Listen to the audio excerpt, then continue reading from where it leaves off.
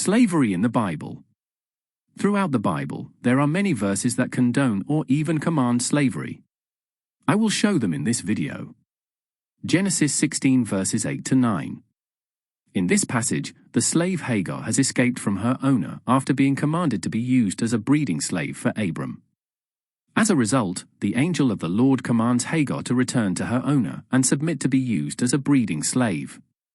Exodus 21 verses 1 to 7.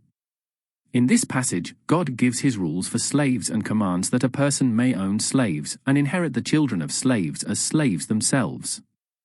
God also commands that slaves can be mutilated to be branded as slaves for life, and also says allows daughters to be sold as slaves and commands them to be kept unlike male slaves.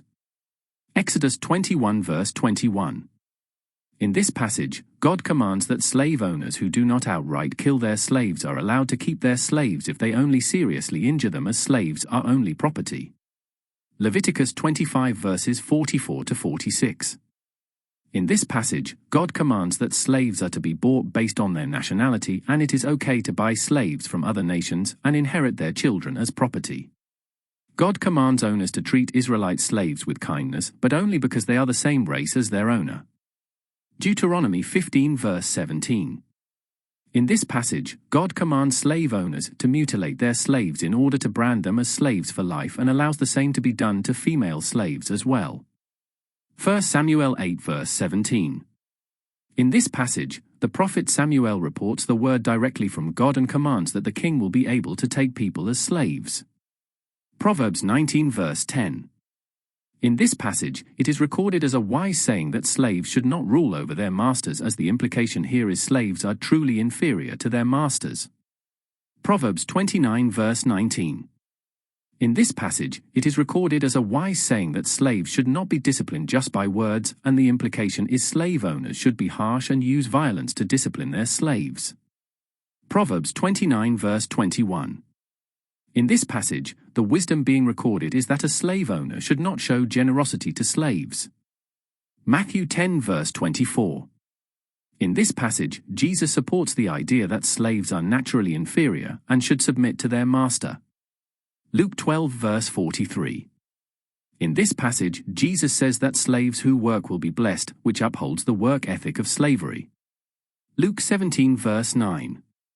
In this passage, Jesus says it is ludicrous for a slave to be thanked for following orders, implying a slave should follow his master's orders. John 13 verse 16. In this passage, Jesus supports the idea that slaves are inferior to their masters again. John 15 verse 20.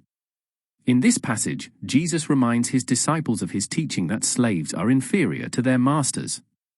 Ephesians 6 verses 5 to 7.